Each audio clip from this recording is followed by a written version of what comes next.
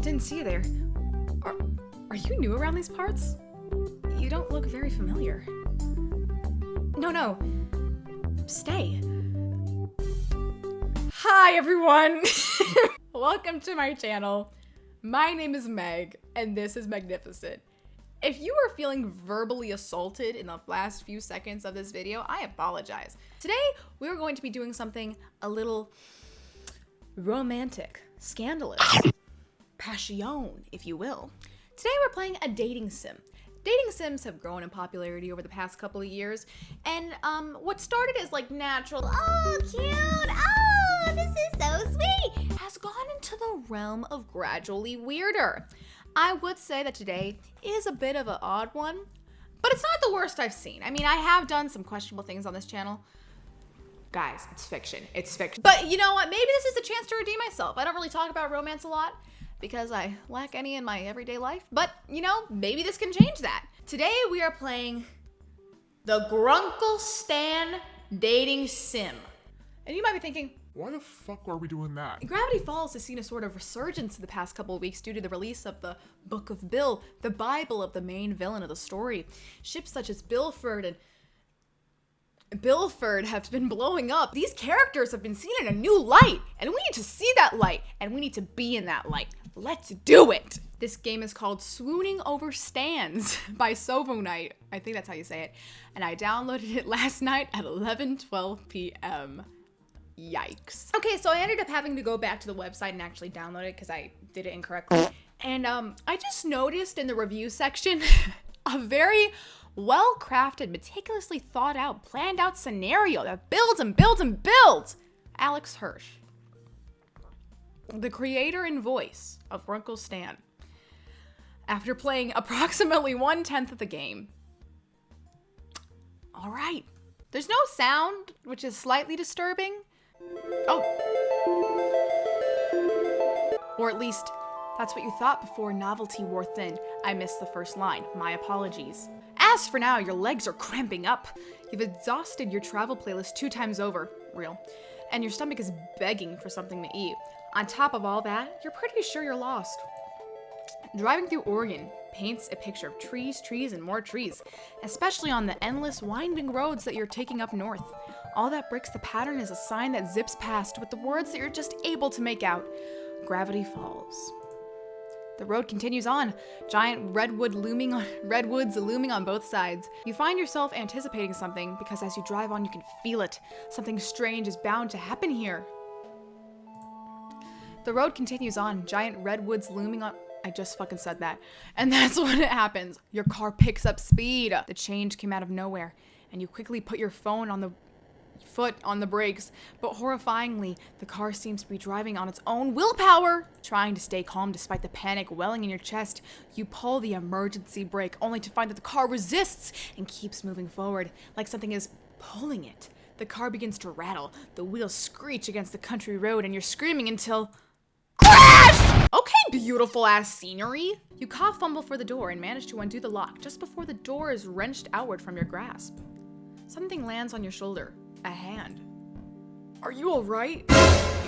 What? That was like a jump scare. A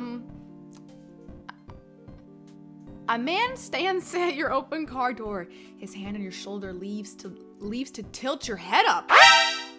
And he pulls a flashlight from his coat, shining it in your eyes. 2 blinks and he lets your chin go. Already vaguely sexual. His eyes dart over the rest of you, looking for injuries. Still stunned, all you do is watch. What's your name? MEG, baby! Or should we make it funny? What would something Gen Alpha would think is funny? Magoon.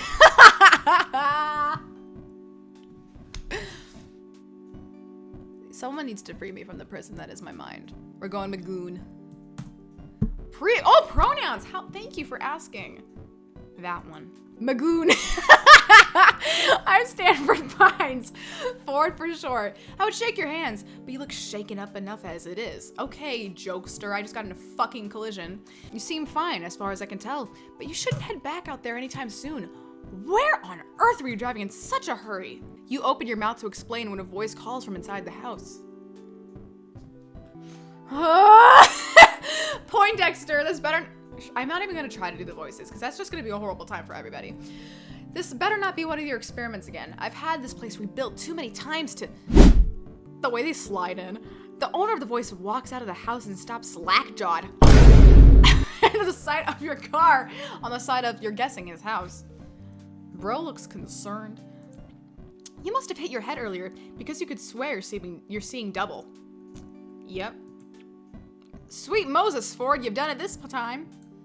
What? This had nothing to do with me. I was testing my magnet gun in. It must have pulled this victim of circumstance into the house. I suppose it's entirely my fault. I'm incredibly sorry. It's okay. It's okay, baby. Reassure him. Reassure yourself. Cry. Realistically, I'd probably do the third option, but, you know, this isn't Meg, this is Magoon we're talking about, so. Let's reassure him, even though I'm the one sideways.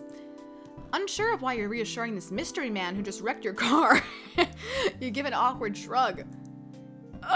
It's alright. No, I must have done something wrong.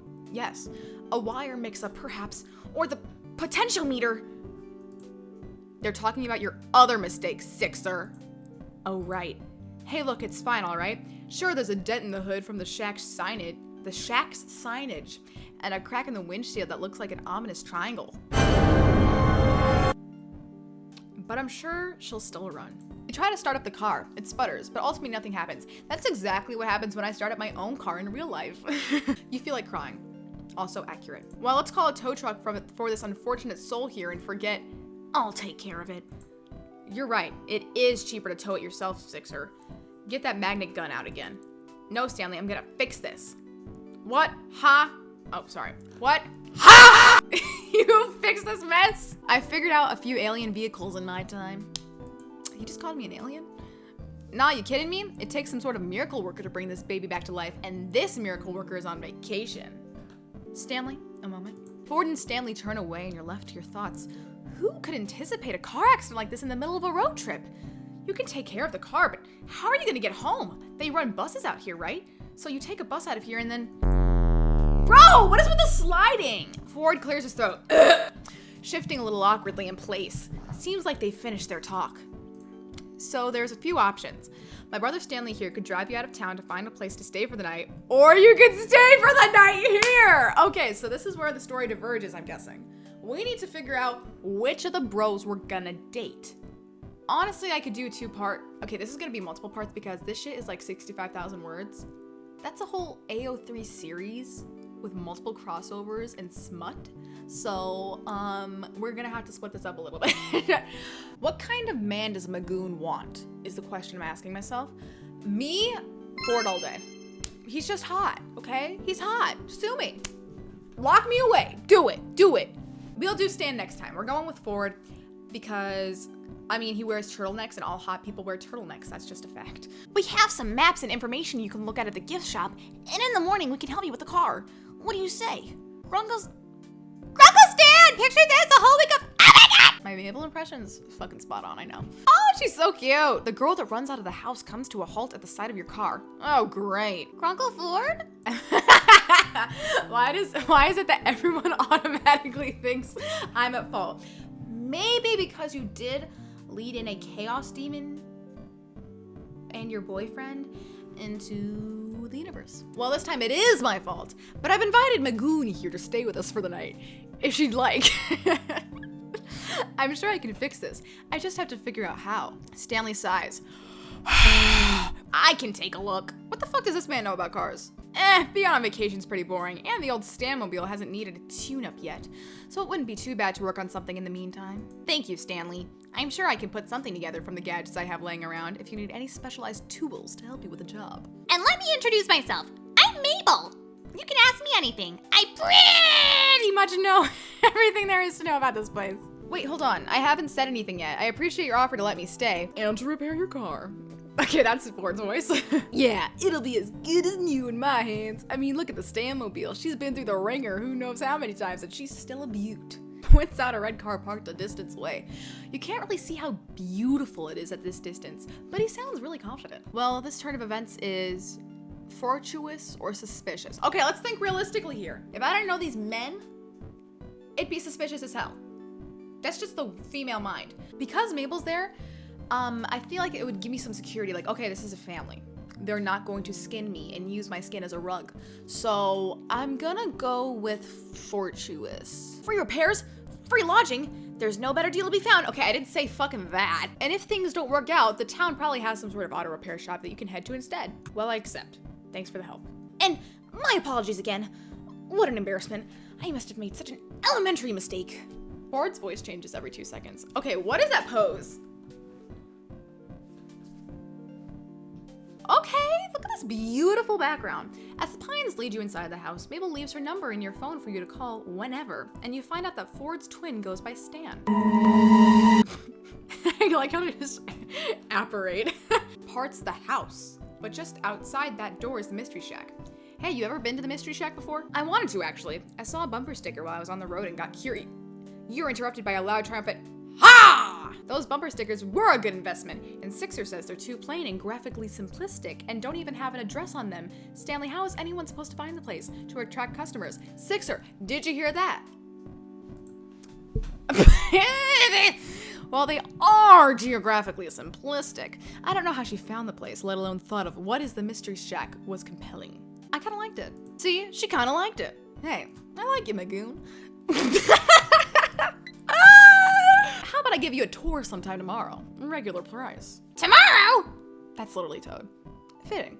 Then I'll have to squeeze in all my get-to-know-you questions in today. Magoon, tell me, capybara, yes or no? Yes. At that moment, a boy passes in the hallway at the far doorway and Ford calls out to him. Dipper, my boy!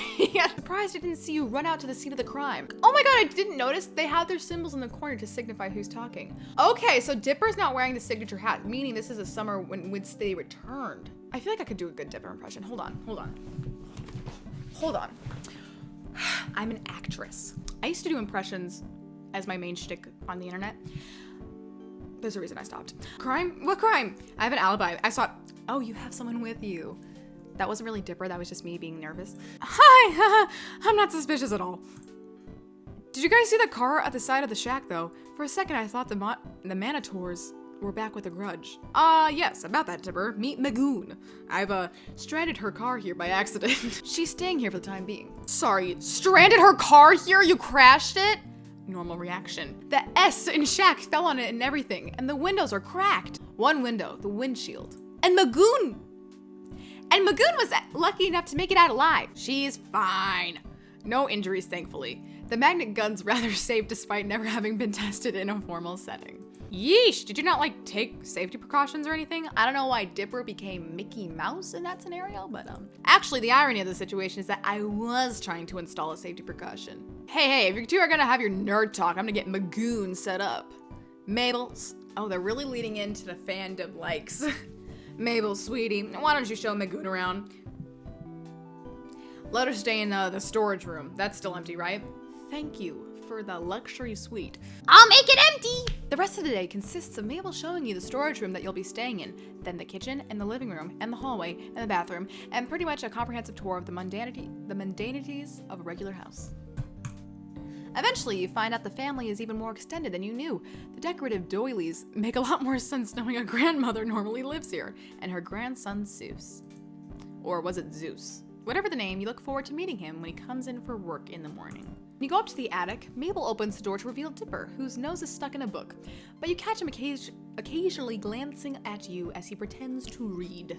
The next member of the family snorts up at you from Mabel's bed, a rotund pink pig, who Mabel declares is her best friend and partner in crime, Waddles. The two are a perfect match, right down to the chubby cheeks and boopable noses. And in the evening, though you'd still been in disbelief over the state of your car, the family dinner and after-dinner TV marathon you'd invited to made it seem like a normal guest stay rather than a forced circumstance. That's suspicious. Returning to the storage room Mabel had shown you earlier, you find an air mattress waiting for you and more pillows and sheets than a summer night warrants. You wake up to the weak glare of sunlight streaming in through the small, high window on the wall. You can't remember your room having this kind of feature, or any hotel or motel room for that matter, and then yesterday comes crashing back to you. You already forgot? You glance at the time to see that you'd slept into the afternoon. Accurate. Experiencing the accident yesterday must have left you tired out. Okay, this is so accurate. This is very well made. Despite having been assured yesterday evening that you were free to do anything in the fridge. I mean, free to anything in the fridge. You still feel like you're imposing on the Pines family and try preparing as polite a guest breakfast as you can. What? You wash up your dishes in the sink before you leave, and just as you're about to exit the kitchen, you bump into Ford. Hottie. Zaddy, hello. Excuse, yes, from yesterday, of course. You already fucking forgot? For a good solid moment, Ford regards you in awkward silence.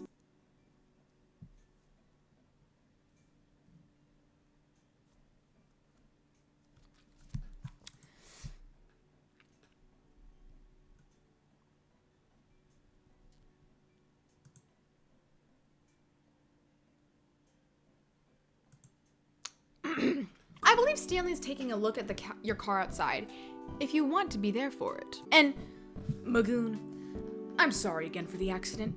If I'd been smarter about, well, let's just say, it's entirely my fault. And you shouldn't worry about this at all. Thanks. Comes down to it, Stanley does have a knack for cars. I predict you'll be back on the road in a matter of weeks. Weeks? Weeks? Weeks! You can't keep the dismay off your face, and you really can't bring yourself to try either. What am I gonna do with weeks? Ford, who'd gone kind of uncomfortable and closed off when your face fell, recovers at the prospect of a question he can answer. Well, there's the town to tour, of course. And the Mystery Shack. Why do you get so angry at that? And the Mystery Shack. But if you ask me, all that pales in comparison to... Hold on. Do you hear that? Ford turns to the kitchen doorway to investigate. The sound comes again, and this time you hear it as well. The squeal of a pig, followed by a pair of quick footsteps running down the stairs.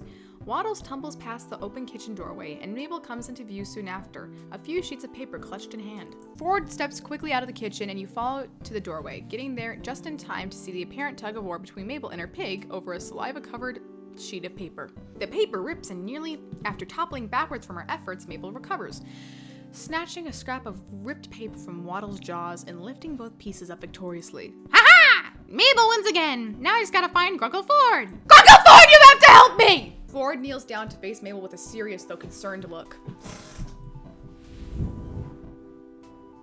I'm serious, and I'm concerned. Slow down, Mabel, what's the matter? Dipper found a stack of pages from your old journals, and I walked in and Waddles ran up and started eating one, and he must have been chewing on it to warn me, Grunkle Ford, because look! There's gonna be a Bill Cipher plot. Mabel takes the ripped halves of paper back from Ford's hands and joins them together, holding up for Ford to see. I see. And you took it as a warning. Yes, it says here that it eats small dogs, and Waddles is a small pig, but he sort of looks like a dog from far away, and Waddles must have feared for his life. Waddles seems to second this notion with a snort. Or not. As it seems the pig is lounging adorably a short distance away in the hallway. You can't imagine what this dangerous predator could be. Some kind of wolf? Something bigger? You're suddenly not so keen on staying anymore. Remember the pterodactyl I told you about? Why the fuck did I say pterodactyl? Remember that pterodactyl I told you about? Waddles was so scared that time. I can't let him leave my side. How about I finish that repellent I never got around to completing? That'll keep Waddles safe from harm. Grunkle Ford, you're an actual lifesaver! Waddles, you have nothing to fear. Meh. Ford chuckles. Alright, I'll go get my recipe. Fuck, Ford, Jesus, what's wrong with you? Chain smoker ass? Ford turns to leave and you suddenly remember that with nothing better to do for the weeks you're going to be here, it wouldn't hurt to get to know Ford. He seems to know what there is to do around town anyway, and you'll need to not die of boredom in the first week. Or more pressingly, you could go check on your car and see what Stan's made of it so far. You're not exactly eager to face seeing your car on the side of the house again though. What should you do? Okay, so I'm guessing this is the point where you choose. We're going to get to know Ford. Ford! Wait. Need a hand with that recipe? I can handle it myself. Not flirtatious and slightly hurtful. Are you sure you couldn't use a hand? Ford looks away then, and you follow his averted line of sight to Mabel, who's just mouthed something that you couldn't quite catch. When she catches you looking her way, Mabel gives you a 100-watt smile, the picture of innocence. Ford rubs the back of his neck. Yes, I suppose I can accept some help. Before we get started, I suppose I should give you an introduction. Magoon, tell me, do you believe in the supernatural? I don't know if me, believes in the supernatural. I believe in ghosts and spirits for sure. I guess that is supernatural, so yeah. But like, okay, obviously aliens and ghosts are fucking real. I believe that ghosts and aliens have to be real. It's like, there's so many haunting stories. Some of them must be true. Yes. I want to. That's a weird answer. Well, You're about to come face to face with the unexplainable yourself. You see, Gravity Falls isn't some quiet, unassuming backwater town. Much more lurks below its surface. Ford pockets the crumpled journal papers and gestures for you to join him as he walks. You do, and follow him through the living room and into the gift shop. For example, you must have heard Mabel mention a pterodactyl. Most would say none exist in the living world today, but I say not if you know where to look. Ford reaches under the cashier counter and retrieves a packet of vintage-looking gum, inspecting it for a moment before slipping it into his pocket. He looks around in thought.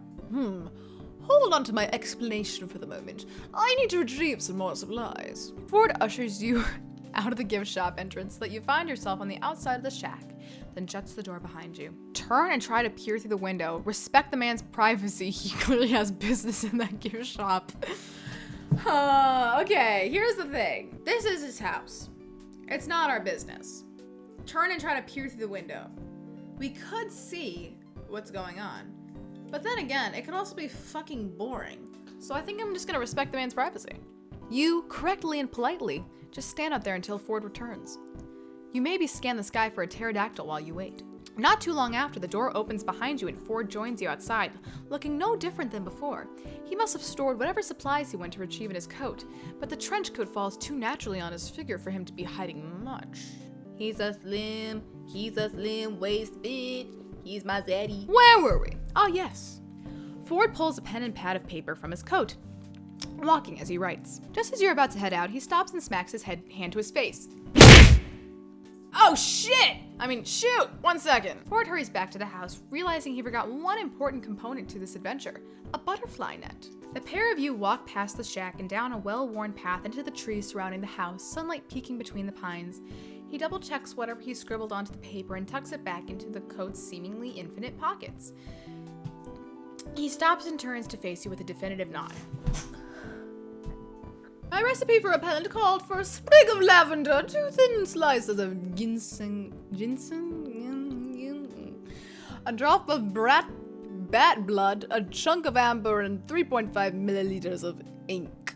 Obviously, I already have all those components on hand, except, well, the last ingredient, a single moth's wing from Mothman itself. You can't help it, you gasp. Oh, you can't help it, you gasp. Ford glances at you, and you think you see a hint of a smile before he turns back to the path and continues along, when ruffling through his hair. Oh, he already likes us, guys. He already likes us. You see, Mothman is the very creature on that page that Waddles seemed to fear. Using a piece of itself should ward it away, or at least lead it to believe that Waddles isn't for eating. How does that make any sense? Wouldn't Mothman want his wing back, and therefore go to Waddles? I would have already completed the repellent years ago if I had managed to collect that wing. Was it too difficult? That's such a mean thing to say. Oh, I just never got around to it. Besides, Mothman used to come bat at this lamp I had lit out in the backyard. It seemed like an innocent hobby that I never had the heart to chase it off. But if it brings Mabel and her pig peace of mind, then the time has come to finish this. We like a man with a goal. Break the silence? How much further are we walking? That's a very me thing to say as well. How do you know so much about this stuff? I'm gonna ask that. I study anomalies. Sorry. I study anomalies. Anything unusual, strange, or just plain weird. I began my research in this town because it was, and remains, a hotbed for paranormal activity. I made this exact trip years ago, though at the time I had no idea where I was going. It was unlucky that I managed to tail Mothman back to its cave from my backyard. Navigating the forest by moonlight is poetic, but not advisable. I made plenty of other discoveries as well, from fairies to gnomes to the amalgams of creatures who were never meant to cross, to wait! Ford reaches into his pocket and pulls out slightly crumpled papers, my marshal's tag, into his hand earlier, smoothing them out and shuffling through them. Take a look at these. They're more definitive proof than just my word.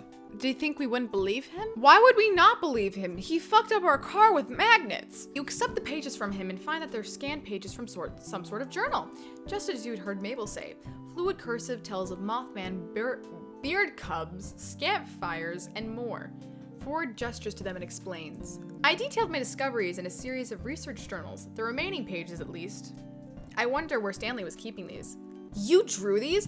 That is a very good point. Some of the drawings that Ford creates in Journal 3 and Book of Bill are absolutely insane. Were any of these creatures ever dangerous?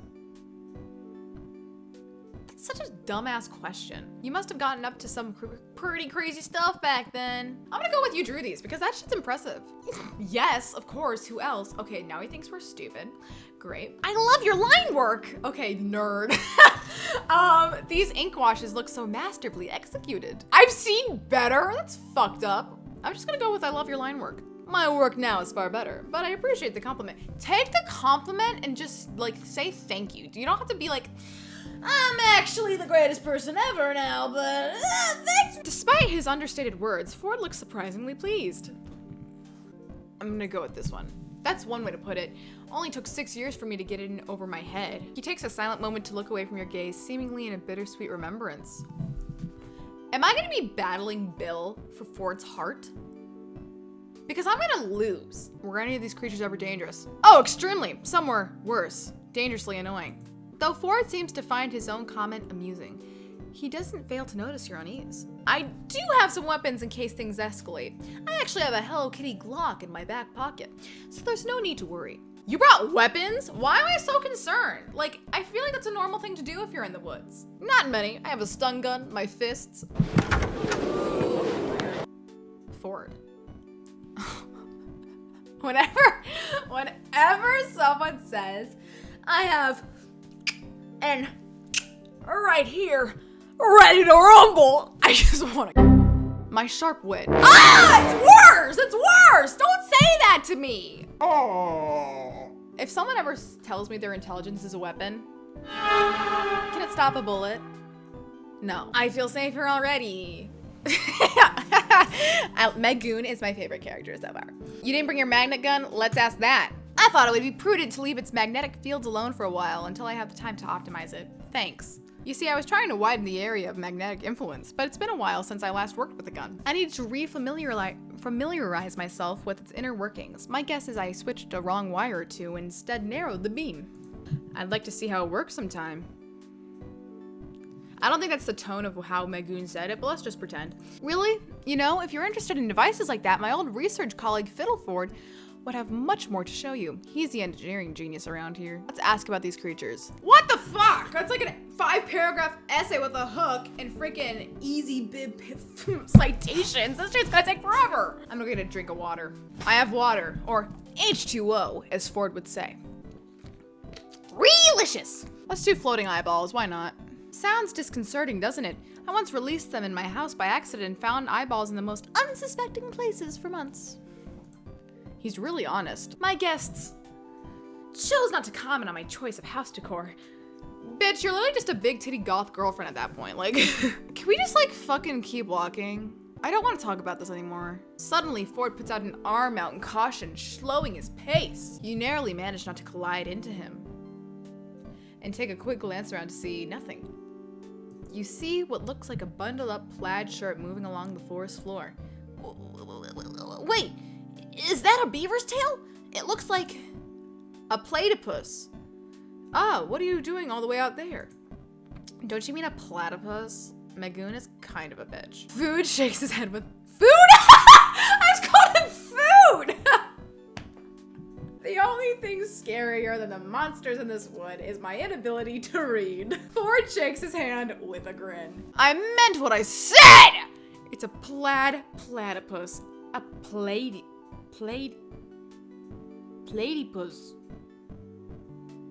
Ford moves into a crouch, but stays at a respectable distance, following the small creature. You watch him and after a moment mimic his actions. Ford's giving the creature a bright smile.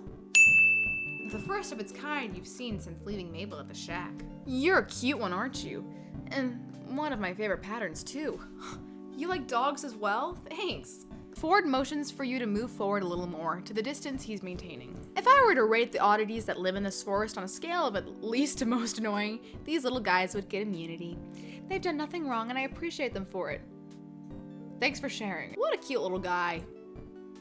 I think it's platypus and it's just spelled differently. The two of you continue deeper into the forest. The foliage seems denser now and you look through the treetops for a glimpse of the sun, which has by now dropped low in the sky. It had already been getting late when you left, but you hadn't thought Mothman would be this far out. Almost as though he'd read your mind, Ford answers for you. Mothman is rather reclusive and as such lives deeper within the forest than bolder creatures like the gnomes. Are you alright? Huh? That is, are you tired at all? I'm tired of waiting I'm tired of waiting for you to take those pants off. I should have asked sooner. It has just been such a long time since I've traveled with anyone new. Stanley, tends to speak his mind without my asking. I'm tired, that was a long walk. That is exactly what I would say in real life. I'm worried about getting stuck here at night. I'm fine, really. Okay, here's the thing. Are we playing to win his heart, or are we playing as me? I feel like he wouldn't like a little bitch ass who's like, I'm tired, that was so long. Let's just go with, I'm worried. I know these woods like the back of my hand. We'll make it back. At least I used to, it's been a while. You feel the opposite of reassured. In any case, we still have some time until sunset. Let's wait in here in the meantime. Huh. I wonder what we'll do to pass the time. I wonder, you mentioned traveling with Stan? Is this what you do for fun? Why wait until sunset? That's when all the fan fictions take place. You'll see. The moment the sun touches the horizon through the gaps in the treetops, Ford gestures for the two of you to continue. He hadn't noticed, but you'd been resting within a short distance of a small clearing that holds a cylindrical stone marker. The stone marker bears intricate swirls carved into its surface. Ford reaches into his coat and produces the packet of gum from earlier, opening it and dumping the pieces out onto his palm. Gum. Oh wait, that was him asking us. Gum? Thanks! I'll always take gum. Unsure of why you came all the way here to unwrap gum at sunset, you accept a stick of gum. Ford puts the remaining gum in his coat breast pocket. He unwraps the now empty gum packet to reveal that it was hiding a small piece of parchment, folding it up to act as lining. He smooths it out against the stone, holding it under the deep orange-red light of the sunset. You step closer to look over Ford's shoulder. The parchment holds a detailed drawing of the swirl. Step closer to look over Ford's shoulder. The parchment holds a detailed drawing of the swirls carved in stone, documenting every crack on the surface. As you watch, a golden cursive unfolds itself across the page, seemingly fueled by the sunset's warm light. Fold. Ford reads the words as they appear. Place the Mothman doth rest, but please do not disturb his nest. Its kindness be something now bereft. Ford lifts the parchment a little higher to prevent his shadow from obscuring the rest of the line. Follow thy nature and turn left. I think you should answer this one. I mean, you're the fucking mastermind. Like, why would I know? Follow thy nature and turn left. If you've ever watched Hunter x Hunter, you know you're supposed to turn right. But it does say follow thy nature and turn left. But also, I don't want to get killed, so I'm gonna go right. Something tells me that's not right.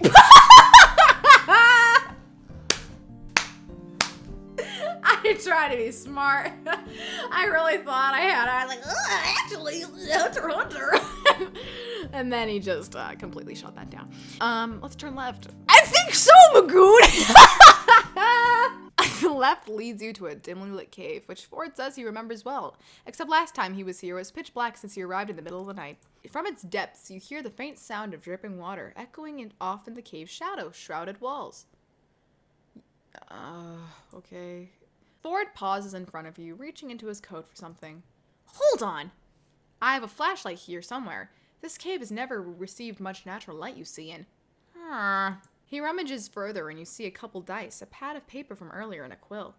He has some custom pocket work going on in there too. And you bet one of his coat's inner pockets has a pen protector in it. Are we calling him lame? Here we are, at last. Allow me to... Darn, out of batteries. Wait, I think I have one. Let me find it. You pull out your phone and turn on its flashlight. The light is small, but it does the job. Huh, you saved our hides there, Magoon. I was about to pull out a matchbook. With your lighting guiding the way, you and Ford move further into the cave, which yawns wide around you. It isn't until the sliver of natural light from the entrance disappears that Ford speaks again. It's been years since I've been here, decades even at this point. But I'll always remember the eye bats as one of my first discoveries when I arrived at Gravity Falls. How'd you find them in the first place? One got in my house, and I was making breakfast one morning and managed to find my cereal box. I poured the cereal into the bowl and it came fluttering out, agitated like it belonged there. The nerve. He sounds so indignant, even years later, that you laugh. I wanted to contain it for further study, but unfortunately it managed to get away. As I thought about it afterwards, its pupil had constructed against the light, unfamiliar of the bright light in the kitchen. So it's either nocturnal or it lives in the deepest, darkest cave in Gravity Falls. I found them easily after that. Did you manage to catch one? Somewhat. I came running through the cave with a butterfly net in my wits. If he mentions his smartness one more time. I brought a working flashlight that time. They all hid in dark corners. Once I turned the flashlight off, they flocked him. I caught 18 of them that day, but it reminded me of the stealth uses of the rapid sound of clicking claws against stone startles you, a shiver running up your spine. Whoa, what happened? The dark. I think that's where we're gonna stop. Playing for 45 minutes, I can't speak anymore, my throat hurts, and I'm losing my mind. So we're gonna stop for now, and we'll have part 2 coming up real soon. Thank you so much for watching. Be sure to come back to figure out what happens in the spooky, scary cave with Ford and Magoon. See if they get together. Ford Goon could be a real thing, you guys. That's the real chemistry I'm looking for. Thanks, love you, subscribe, goodbye. Love you.